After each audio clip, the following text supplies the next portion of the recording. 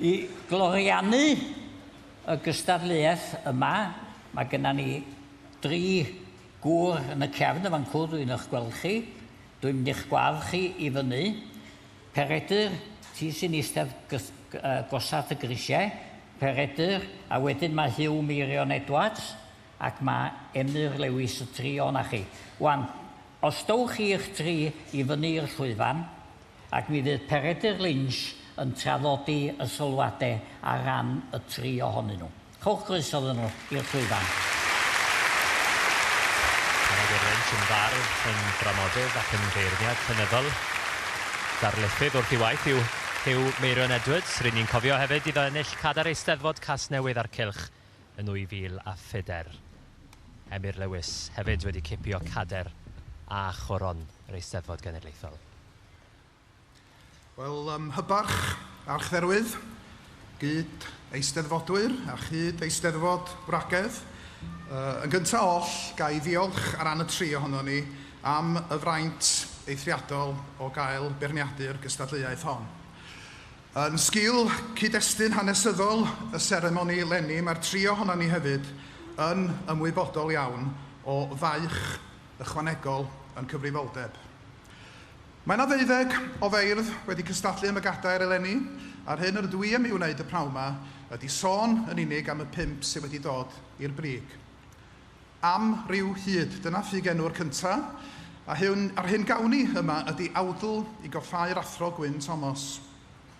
Mae am ryw hyd yn gwneud hynny drwy gyfres o ymatebion i weithiau llenyddol Gwyn Thomas, ac yn ei gyflwyno fo fel arwr a roddodd fywyd newydd i'n llenyddiaeth.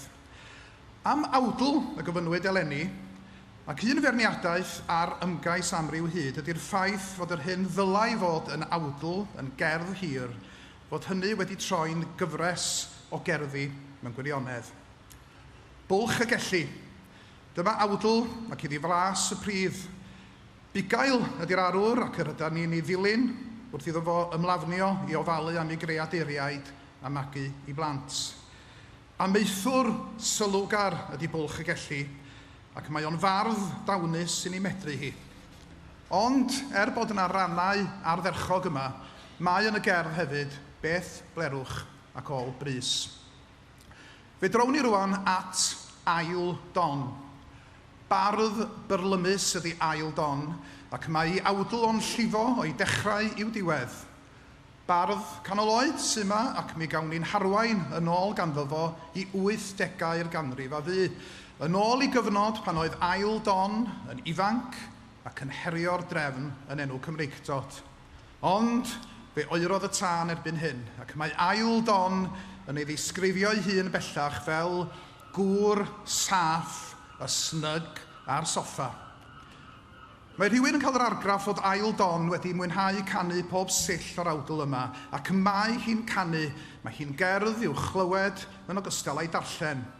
Ond, o dan y gorfoledd, mae yma fardd hefyd sy'n ymdeimlo i'r byw yn hylch holl fater ein Cymreictod. Y nesaf ydy merch y drycinoedd.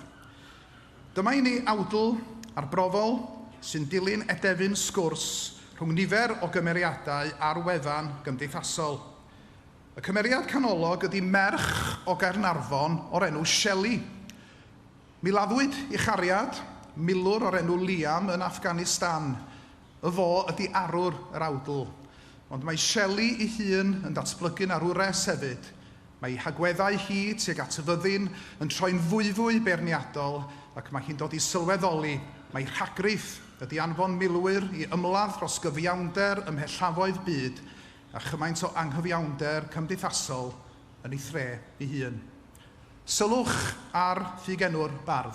Merch, y drycinoedd wrth gwrs, oedd enw'r traethydd yn Awdl yr arwr gan Hedd Wyn. Ac mae'n amlwg fod yna ymgais uchelgeisiol yma i drawsblannu rhai o themau Awdl Hedd Wyn i Gaernarfon yn dyddiau ni. A hynny mwyn trafod mewn dyfnder holl natur arwriaeth. Mae yna un ar ôl, sef Gari. Mae Awdl Gari yn un seicolegol ddwys. Mae hi'n agor y mis Tachwedd hefo dyn ifanc ar fin i fwrw i hun oddi ar bont reilffordd i lwybr tren. Ond yna mae o'n ymatal. Ar ôl yr agoriad ddramatig, mi gawn ni'n harwain drwy fisoedd tywyll y gaeaf, hyd at ddyfodiad mis Mai, ac mae'r Awdl yn gronicl o fywyd y prif gymeriad dros gyfnod o 7 mis. Rydan ni'n nghwmni unigolyn y mae bywyd yn drech nag o, un sy'n chwilio am ystyr i'w ddyddiau. Mae yna ymdeimlad llethol o gaethiwed yma wrth i'r gŵr ifanc ymgodymu efo disgwyliadau cymdeithasol y mae o'n waelodol sinigaidd yn ei cylch. Erbyn diwedd yr Awdl, mae hi'n fis Mai. Mae'r bardd yn ôl ar y bont reilffordd. Mae o wedi llwyddo i fagu adenydd i ddianc ag i amgylchiadau. Ond mae'r diweddglo yn amwys. A'i magu adenydd i ddianc ag i iseldernaeth o yn tai magu'r hyder i neidio oddi ar y bont. Dyna'r dirgelwch sy'n cloi'r Awdl. Rwan mae yna 5 felly wedi dod i'r brig, ond y cwestiwn holl bwysig, oes yna deilyngdod. Wrth ddod at y gair allweddol yna, mae'n rhaid i mi fod yn onest a chyfaddef fod ganddo ni broblem. A mi esboniau wrthych chi beth ydy natur yn broblem ni. Dim ond un gadair y gallwn ni i rhoi'n Gwobr heddiw.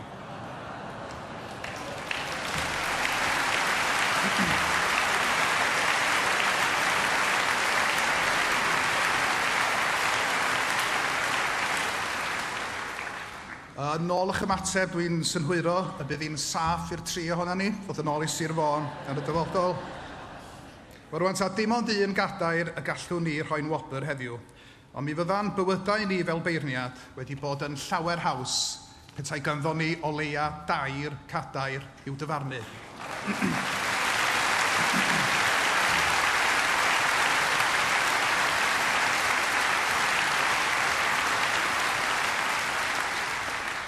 Os buon ar erioed deilyngdod fe'i cafwyd yma ym Môn eleni.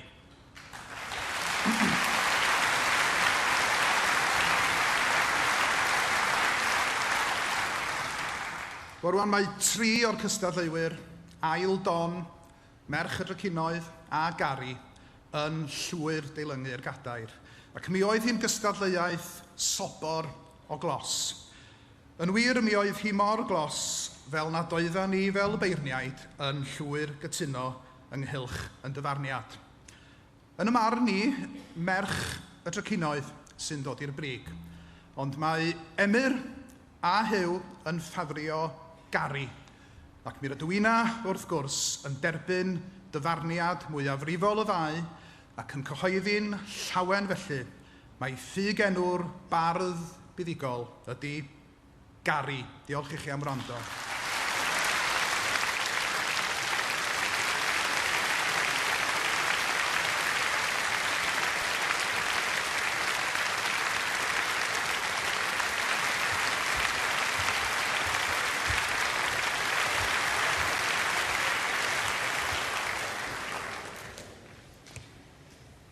Ac ar ôl beirniadaeth fel ne, Peredur, sydd ddim eisiau di boeni, geith y 3 o'na chi ddod yn ôl fory nesa. Arbennig iawn iawn.